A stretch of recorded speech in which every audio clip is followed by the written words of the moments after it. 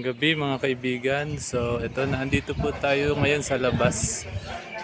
Dito po sa isang warehouse sa Parting Cavite. So meron po kasi tayong sinervice dito na gauge.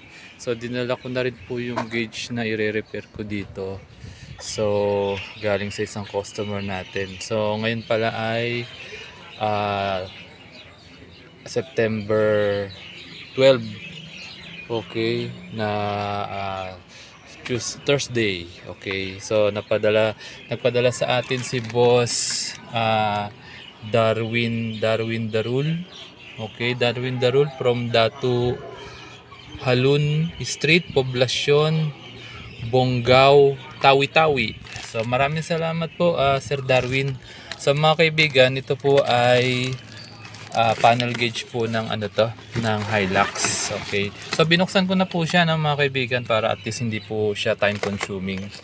So ayan po yung ayan po yung gauge niya. So Hilux po yan. Ang issue po nito ay nagbi-blink po yung T-belt niya tapos blackout siya. Tapos bago po mag-on siya, medyo matagal. So maghihintay pa po kayo ng mga ilang minuto o ilang oras. Pero kailangan po mag-init yung sasakyan bago po siya mag-open. So yan po yung issue niyan, yung Hilux. Okay, tapos papalitan na rin po natin ng ilaw to, no? Maganda po yung napili niya, combination po ng ice blue at saka ng green. Okay. So yan. Okay. So okay, ititingnan po muna natin, no? So yan, wala naman pong na-damage. Bubuksan ko po ito mamaya-maya kasi wala yung aking taga-hawak ng cellphone, yung anak ko kaya ako lang mag-isa. Kasi sinabay ko na rin kasi dito sa service. Okay. So ayan. Ngayon, na-update ko na lang kayo mamaya. Okay, after ko magawa. Okay. Sige po, balikan ko po kayo.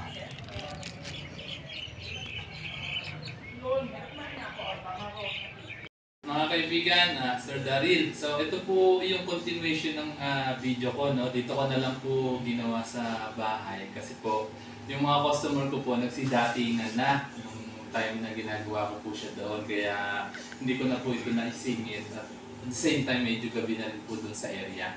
Okay, so ngayon i-continue ko po, no? Papalitan ko po ng pyesa ngayon to. So siguro balikan ko po kayo after after 1 hour. Okay. So ito pati po yung LED babaguhin na po natin yung kulay. Sige po. Go! Okay na po ito mga kaibigan. So nagawa na po natin, no? So ito po yung ating mga pinalitan na pyesa. Yan. Ang dami po niyan. So para hindi na po maulit po or bumalik yung problema. Kaya lahat po sinusuyod na po natin lahat. Pinapalitan na natin lahat. Okay, so ito po yung mga ginamit natin pyesa yan. Mga brand new po yan. So silyado pa po at the same time po mga branded po siya. Kasi pag hindi po siya branded, naputok po yung minsan may mga cases po naputok yung pyesa. Okay. So ayan. Ngayon pinalitan na rin po natin yung LED niya. Okay. So then try natin ilagay po ulit dito sa kanyang lalagyan, no? Pero bago yan, i-dilisin po muna natin. Kasi para at least tinanggal na rin lang naman natin, no? I-ano na rin natin siya. Pagandahin na rin natin. Okay, pakintabi na rin natin siya. Okay. So, ayan. Tapos, ito, disalpak lang po ito, no? Mga lang to, nakaklip lang po siya.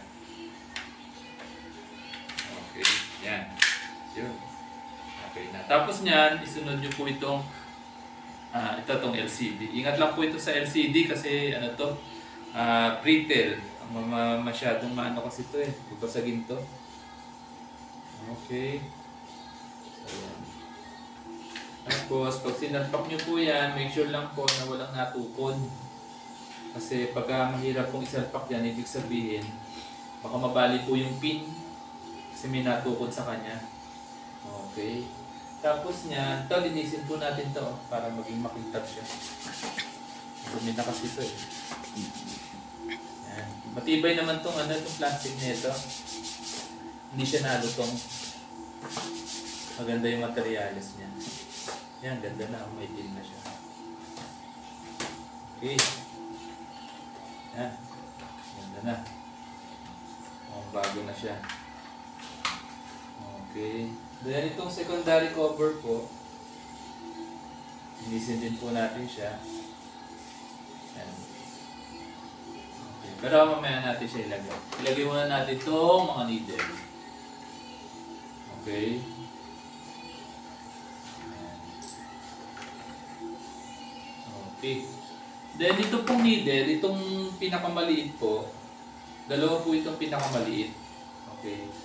Dito po yung pinakamaliit, dito po siya, yung dalawa na pinakamaliit. Dito po siya sa temperature at saka sa gas. Okay.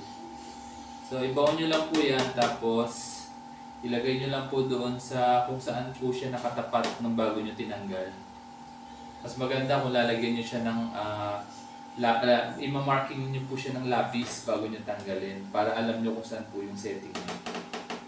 Ito kasi kabisado ko na po ito eh. Okay, so yung dalawang maliit sa gas at saka sa temp. Itong medium size, may medium size to ito. Itong medium size sa ano po ito? Sa RPM. Okay. Medium size. Kasi pag nagbaliktad yan, tatama yan dito sa sa cover niya. Ayan. Okay, so ganun din po siya. Ilalagay nyo lang po siya dun sa sentro kung saan po siya nakatapat bago nyo po siya hinugot. Ito naman pinakamahaba, dito sa gitna siya. Okay. Ayan. Okay na. So make sure po na iikot nyo po siya, no? Ikot nyo siyang ganyan after nyo ikabit para malaman nyo, mapakiramdaman nyo baka may nasayad. Kasi pag may nasayad yan, di yan makakaangat. Okay, then ito. Yan. Okay na, lapat na. Tapos itong plastic na ito, no, lilinisan nyo po ito ng any acrylic cleaner. So para maging makintab siya. Both labas at saka loob, linisin nyo po yan. Okay. Para magmukhang makintab. At saka hindi siya kapitan ng ng mga alikabok. Okay. Yan. Kintab na, bagong bago. Yan. Itong loob, medyo mahirap lang siyang i-access, no? Pero yung labas, yan po, medyo alagaan nyo lang po ng linis. At huwag kayong gagamit ng mga alcohol na matatalas kasi yung alcohol, yung texture niya, matalas kasi. Kaya yung iba nagagasgas. Okay, ang ganda na, kita na. Okay, good.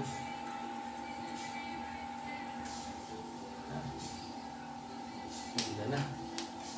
Tapos kabit nyo lang mo ito.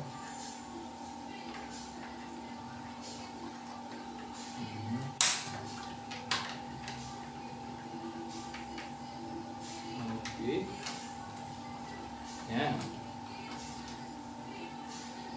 Ilagay ko muna dun sa pinakataas yung mga needle niya. No? Para mamaya makikita natin kung magkakalibrate siya. Okay.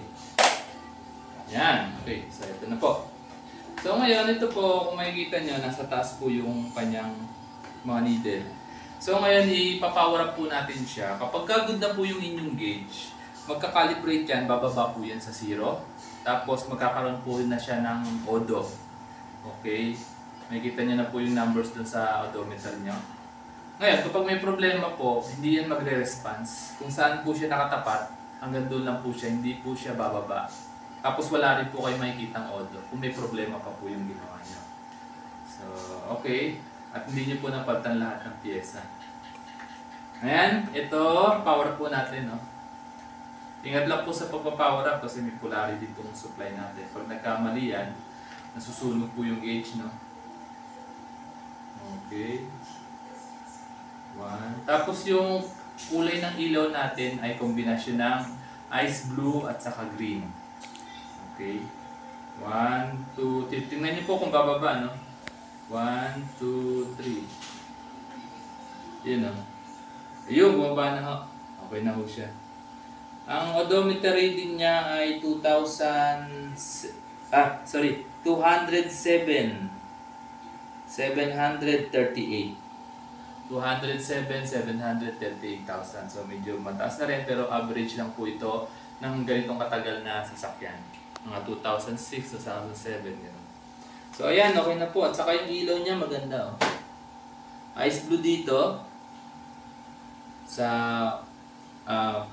Dito sa kilometers at saka dito sa RPM, ice blue. Tapos dito sa gas at saka sa temp, green.